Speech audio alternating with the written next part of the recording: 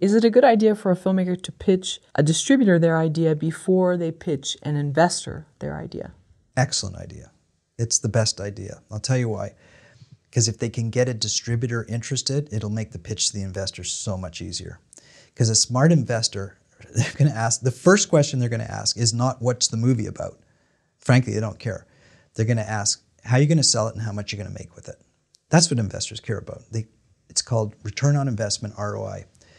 All right, so if the answer to that question is, funny you should ask that, because I actually have a distribution deal and I've got sales forecasts here, and this is what we think we're going to make from it, from this legitimate distributor who's been in this business for 25 years and knows what they're doing. That is a super compelling pitch to an investor. Way better than, oh, we're going to find that out and I'll let you know. Here's my guess. It's the way to do it. And so a prospective indie filmmaker will do what? They'll find a list of distributors in their niche. They'll email, very brief email saying, here's my idea. I mean, how do you pitch someone before you even have the film made? Or even investors? This gets tricky. This is called put on your dancing shoes, and or some people call burning the candle at both ends, where basically you're going to tell your distributor, your potential distributor, what you sort of already have, and you're going to tell your investor what this distributor sort of is going to tell you. It's not. This is salesmanship. All right. This is the art of pitching and developing and selling. All right. So you're an investor, and you want to hear that a distributor is already interested, because when you hear that, you'll be more interested. But now you're a distributor, but you don't really care about the guy's investor. What you care about is, did you make the movie yet? So basically what you want to hear, that you're going to make a really good movie and this could be something. So you almost have to say to the distributor, in some ways you just have to fess up. And you have to say, look, I haven't made the movie yet, but I'm going to make this kick-ass great movie. It's going to be fantastic. And you don't have to go into a lot more detail unless they ask you about that. I think you'd be the right distributor for it. I'm not asking you for any guarantees right now. All I'm asking you for is to show me in writing, express some interest that I've spoken to you, and that this could be something that you would be interested in after you make it, that might be, valuable. And if it's as good as you say it's going to be, it could generate $2 million in sales. No commitments. Very airy-fairy language. Very, very light.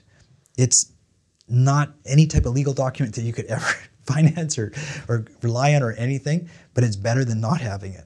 At least the investor sees you made the effort to go to the distributor, to have the conversation, to at least get into the ballpark, to at least get an understanding, and they'll feel more confident with that. So theoretically, you have two phones and you're running back and forth. Not theoretically, for real. For real, okay. Yeah, for real. That's what you're doing. And you're I call it the dance. You're doing the dance. And you're dancing at two parties at the same time and hoping that you don't fall over.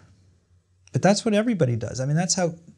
It's not just the film business. That's how a lot of projects. I mean, biotech, high tech, a lot of the stuff gets financed that way, because you got nothing, right? You got an idea, and unless you have a track record, then who are you? You got a guy with an idea or a girl with an idea who just, has a vision. People can't buy into that, so you have to start really slowly and make tiny little steps both ways until you can. That's why I say burn the candle. You got to just bring it closer and closer and closer until, boom, you got it. Jeff, is this how you've approached your previous film? Yeah, I'd say I'm a pretty good tap dancer. My wife would tell you that I'm not a good dancer at all, but she hasn't seen me in business. She just sees me on the real dance floor. No, I know how to do the dance. Look, first of all, I would say and I think anybody who's dealt with me would say I'm a pretty honest person. So if somebody says, hey, where are you at with this? Have you made it? I'd say, no, I haven't made it. It's an idea. But until they ask me that, it's going to feel like it's not an idea. It's going to feel like it's way more developed, because you need to hold people's hand through the process. People who are very seasoned and know all about it, they're a walk in the park. But a lot of people aren't seasoned. So you just need to hold their hand and get them over the hump. Get them to share the vision. And it really involves a lot of finessing and timing, and don't push too hard here, don't push it, but You got to push a little, like I say, you got to make little steps each way to get up to the thing so that, boom, you can get what you want done. To bring, kind of two elements together, financing and distribution, which are closely related. The revenue stream and the cash flow. Those are very closely related concepts. And sometimes it takes a lot of juggling. And I think a lot of indie filmmakers fail at that. I mean, it's very, very difficult to do that. It's a bit of an art. And there are people who are really, really good at it, as you've seen. And, that's what investment bankers do, frankly. And that's what venture capitalists do. They just bring ideas to life by bringing parties together, bringing money together with sales. Why do you think a lot of independent filmmakers fail at it? Because they're too anxious. They're way, way, way too anxious, and they jump the gun a little bit. Now, first of all, they don't know distribution well enough, so they don't put enough weight on the sales side and the revenue generation side. They put most of it on the artistic side. So when for the most part, when they're pitching an investor, they're telling them how good the movie's going to be and how good it's going to look, and it's going to be fantastic, and we'll be able to sell it. I never start that way with investors. I always say, here's what the marketplace will bear. Here's what we think we're going to do. We're going to generate $1.5 million on a $1 million budget, or on an $800,000 budget. The ROI is going to be this. Oh, and by the way, here's the movie. I've never had an investor ask me to read a script. I mean, I'd give them a log line. They don't care. Why should they care? They're investing in you, your ability to make a film, and your ability to sell the film. That's what they're investing in. Now, the bells and whistles and the fun stuff for an investor are, hey, can I come on set? Can I do a cameo? Can I read the script? Can my kid be in the movie? That's the bells and whistles, and that's the icing on the cake, and you throw all that in because, you want to do the deal and make it fun for everybody. But the core essence of the investment is, are you going to be able to deliver the really good film that you said you can, and are you going to be able to sell it? And how do I know you can sell it? How do I know you can make it? Hopefully you've made some other stuff, or you're surrounded yourself by good filmmakers or whatever. That's the credibility thing. How do I know you're going to sell it? You're dealing with people who have sold before. You have surrounded yourself in those circles. And, although we know it's a risk, it's not sold, it's not pre-sold, we know there's a risk there, but at least you're thinking about it and you're planning for it. That's a good thing, which is what most indie filmmakers don't do, because they don't like to do that. Out of the 7 feature films that you've made, Jeff, how many times have you gone to the distributor first before you've gone to the investor? Every time. I wouldn't go to an investor until I have a distribution plan.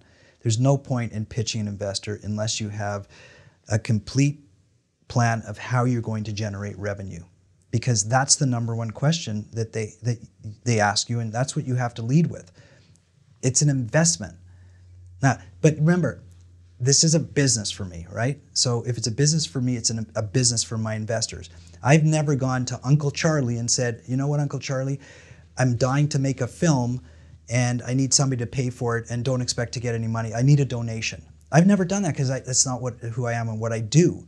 I've always gone to people and said, Uncle Charlie, what are you investing in? Real estate? What are you making? You're making 8% on your money? I'll show you a place that you can make 15%.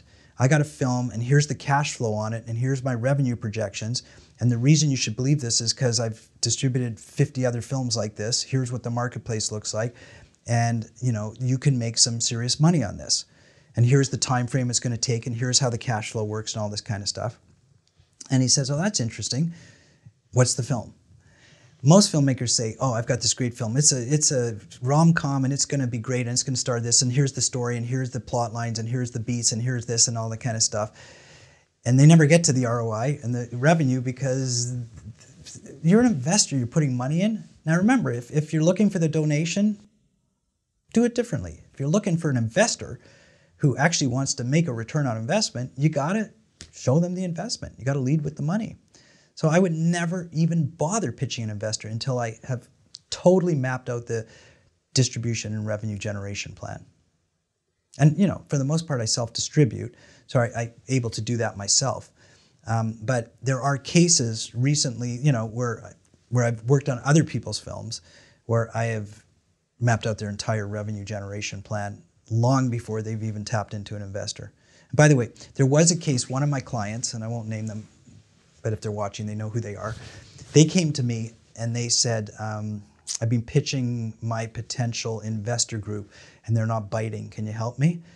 And I said, what's your pitch? And they showed it to me and I said, you're just talking about the film. If I was an investor, I would have no interest in investing because you're asking for a donation here so that you can, make a film. Let's rejig it. And I said, I'll pitch for you, but you can't be there because you're going to spend too much time talking about the movie. And you're going to be aggravated that all I talk about is the investment. So I went and pitched all of his investor group, including all of his relatives. Like we're talking, parents, all this kind of stuff, and just talked about the money. And then and they said, okay, now it's an investment. Before it was a donation, now it's an investment. Thank you very much. This makes sense. You sure you can do it? And I said, yeah. And I charged him a pretty big fee to do it. And I also arranged all his distribution for him too, which I also charged a fee for. But because of that, not only did he get his financing, but he actually made the movie and he actually sold the movie. So it all worked out. People got, what they bargained for. And I was pretty confident that I could sell that movie. And I actually said, in some ways I kind of pre-sold it. The only reason I didn't pre-sell is because I wasn't making it. So I had to make sure that he was going to make the movie, that he could deliver the movie that I was negotiating for. But my credibility is at stake too. So I wasn't, it was his movie, not mine. I didn't have creative control over it. So I was prepared to go a certain distance. But if he didn't deliver a good movie, I didn't want to take a distributor's money for a movie that wasn't good. Because I have pride and credibility too at stake. What's the time frame of getting investors versus getting distributors? I do it simultaneously. You do it at the same time because they more or less take the same amount of time, and it's not a linear thing. It's a parallel situation. So basically, as I'm pitching distributors, I'm also lining up investors and pitching them, but I've done the work that the distributor is going to do for me already. I've already done all the revenue forecasts, and all I need them to do is sign off on them. So I'm already pitching the investors saying that this is who it's going to be, or this is what the numbers are going to look like. And they say, who's the distributor? If I pitch early, before I have a distributor, then I'll say, well, I'm talking to these three, and I'm in negotiations right now, but we're all in the same area. This is sort of the numbers, and I'll line that up afterwards. But at least I have three on the table.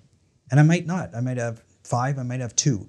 But it's part of the I shouldn't call it the dance. It's part of the process. It's a real part, and you're going to get one. Like I know I'm going to get one of the 3, and I might get a bidding war, and it might be better than what I had pitched to them. But they both need to hear. Like the distributor also doesn't want to get engaged until they know that you have financing to make your movie. So when you say, hey, guess what? I have an investor meeting tonight. I got, 6 investors coming to my house and I'm pitching them. And if you give me this document, there's a good chance I can green light it. And if I green light it, you're going to get to distribute it. So there's incentive on that side also. And where are you getting the information for these forecasts? Well, again, I get it because I've been in distribution my whole life. So I forecast it myself based on my own experience and everything. You know what the key thing is? This is what I've said this, and I don't know if this is even possible, but it would be a perfect world if coming out of film school, all young indie filmmakers got hooked up with a mentor, an experienced mentor. That would be the way to launch people's careers, because all the stuff that we're talking about really comes with experience. All the credibility comes with experience. You have to have made the mistakes. So, but it takes years and years and years to get there, to make the mistakes. So it would be more of a launch pad if an indie filmmaker could come out of film school, have their hand held by, this happens think of what doctors do. Doctors go for 4-year, residencies. 4 years they get their hands held. So that, because medicine doesn't want to put somebody in the field until they're super, super confident that they've already learned all this stuff, right? What if we did that in filmmaking? Hooked these young filmmakers up with experienced filmmakers and had the experienced filmmakers help navigate all these challenges, getting a distributor, pitching to investors, maybe even helping them develop or teaching them how to properly make their films on time and on budget. This would be super helpful for indie filmmakers who it's very difficult to navigate that. One, you don't know what you're doing. Two, you're not credible. Even if you did know what you're doing, nobody's going to believe you know what you're doing because you've never done it before. I mean, there's just these big hurdles that that you have to overcome that really come with time. And so if you had somebody by your side, like experienced doctor holding the hand of a resident and making sure they don't make a mistake, but letting them learn on their own, or letting them make a mistake even and then correcting it afterwards, that could be super helpful. So I don't know how that could work, but that's really what would be great for indie film. They need to hook themselves up with, if they want to get a high budget feature made, like when I say a high budget, anything like above $500,000, which isn't a hobby film, which is a real movie, which is potentially distributable and can get onto a streaming service. They got to almost be connected with a experienced filmmaker so that they'll be taken seriously. They could be a better filmmaker than that experienced filmmaker, maybe more talented, but the experienced filmmaker has the credibility from years of doing it and knows how to say the right things to the right people in the right tone and just can help them over those hurdles. Otherwise, you could stumble and fall for a long, long time, wait in a lot of lines, never get those distribution meetings, never really landed a true investor. It's tricky to juggle it all. Do you think in some ways, though, hand-holding it makes it too easy for people? That sometimes it's good to have people. It prevents learning, and it also doesn't build resiliency. I see a lot of people that have had their hands held. They're not resilient, and they almost need some of these hard knocks. I think there could be a nice combination of the two. I think there comes a time when you've learned the lesson, you've fallen, you've been gotten up by yourself a couple of times, and you can just use a little bit of a helping hand.